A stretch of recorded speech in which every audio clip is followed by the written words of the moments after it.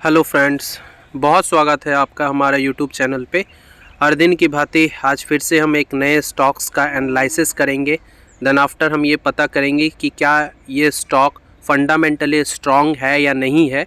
अगर ये fundamentally strong होगा, ठीक है, और ये आज के न्यूज़ से एटलाइज्ड करते हैं या नहीं करते हैं, अगर ये न्यूज़ से भी एटलाइज करते हैं और ये फंडामेंटली स्ट्रॉन्ग होगा और उसकी फ्यूचरिस्टिक ग्रोथ अच्छे होंगे, देन आफ्टर हम इसको अपनी पोर्टफोलियो में डालेंगे।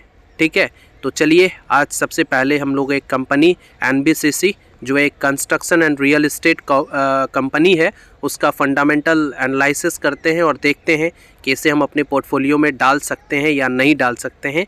चूँकि किसी भी स्टॉक्स को हम अपने पोर्टफोलियो में डालने के लिए कुछ ऐसे क्राइटेरिया होते हैं जिनको पूरा अगर कोई भी स्टॉक्स कर लेते हैं, कुछ ऐसे रेशियोज़ है, कुछ कंपनी के मैनेजमेंट्स हैं, इन सारी चीज़ों को देखने के बाद हम ये कह सकते हैं कि ये कंपनी को हम पोर्टफोलियो में डाल सकते हैं। सबसे पहले हमारा इस चैनल का एकमात्र मकसद यही है कि हम लर्निंग के साथ अर्निंग पर ध्यान दें, और ये हमारा कोई टिप्स और रिकमेंडेशन नहीं है आप लोगों के साथ कि हम अगर ये स्टडी के दौरान अगर आपको ये बेहतर लगता है, स्टडी अगर करने के बाद इसकी फंडामेंटल बहुत अच्छे हैं अगर आपको लगता है, देन आफ्टर आप इसे पिक आउट कीजिए। ठीक है, चलिए एनबीसीसी इंडिया जो कि construction and real estate company है, जो 88 के भाव पर चल के 2% के आसपास गिरावट दर्ज हुई है आज के डेट में। और सबसे बड़ी बात है इसकी प्राइस समरी देखें तो आज का हाई बना 91 का और लो बना 87 का, एंड 52 का अगर हाई देखते हैं तो 94 के आसपास का है, एंड 52 वीक का अगर लो देखते हैं तो 30 के आसपास का है। ठीक है, मार्केट कैप 15,849 का, एंटरप्राइजेस वैल्यू 13,792 का। चूँकि हर वीडियो में मैं बताता हूँ ये हमारा अपना स्ट्रैटेजी है, मैं मार्केट कैप को कम, एंटरप्राइजेस वैल्यू को ज़्यादा हम वैल्यू देते हैं। ठीक है, पीई जो है थोड़ा सा महंगा है, 54 का पीई है, फेस वैल्यू 1 वाली है, पीबी रेशियो एंड 8 के आसपास का है, बुक वैल्यू 10.93 का है, डेप्ट 0 कंपनी है। और इस कंपनी की सबसे इम्पॉर्टेंट बात है इनके पास एफ्लुएंटी कैश बहुत ज़्यादा है, 2056 करोड़ रुपये की कैश है, और ईपीएस अर्निंग पर शेयर वो 1 रुपये के आसपास का दे रहा है। प्रमोटर होल्डिंग 61.75 का है और आरओई 12 का है, आरओसी 20.94 का है। आरओई मेरे हिसाब से 12% से अगर ऊपर होता है तो मैं ऐसे आरओई को एक स्टैंडर्ड आरओई मानता हूँ। ये कंपनी इन फ्यूचर आने वाले, ये हमारा अपना प्रिडिक्शन है, हमारा अपना स्ट्रैटेजी है, हमारा अपना स्टडी है, इन सारे से मुझे लगता है ये कंपनी आने वाले समय में बहुत बेहतर परफॉर्मेंस करेगा। ठीक है, और आरओई भी बेहतर होगा, और प्रॉफिट ग्रोथ जो है वो 26% के आसपास का है। देन आफ्टर आप इसका अगर ये देखिए CAGR compound annual growth rate अगर देखें वो 127% के आसपास का CAGR रिटर्न्स है।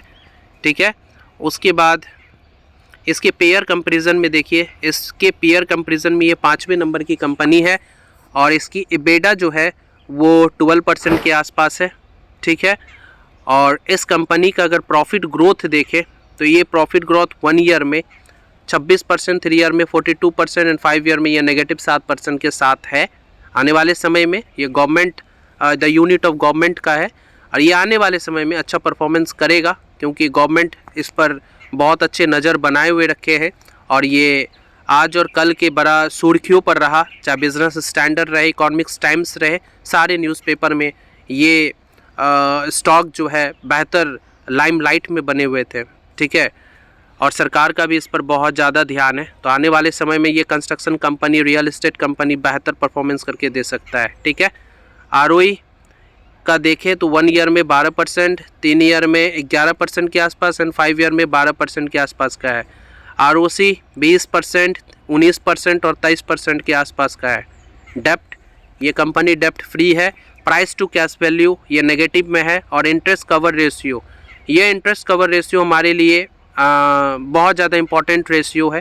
ठीक है, तो इंटरेस्ट कवर रेशियो 5.22 और CFO अपन पैट 20.29 का है, 5 ईयर्स का है।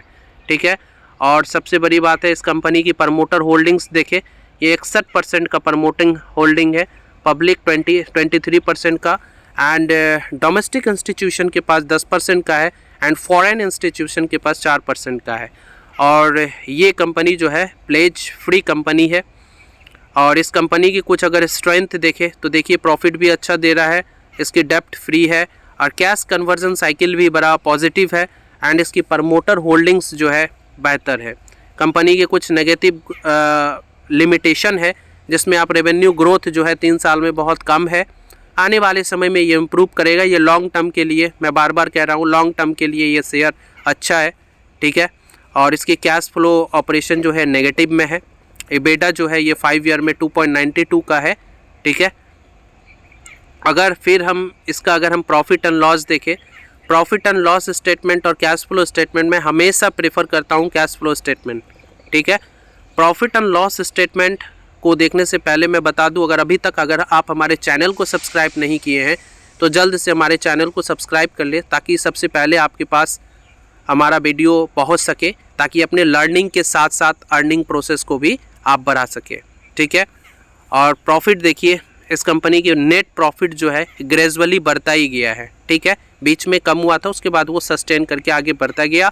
2024 के आने वाले समय में ये कंपनी बेहतर परफॉर्मेंस करेगा एज़ पर माय स्टडी, ये कोई रिकमेंडेशन नहीं है, ठीक है।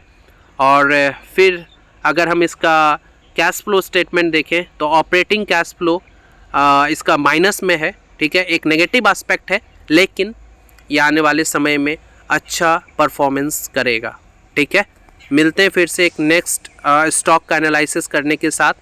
और अभी तक अगर हमारे चैनल को सब्सक्राइब नहीं किए तो जल्द से हमारे चैनल को सब्सक्राइब कर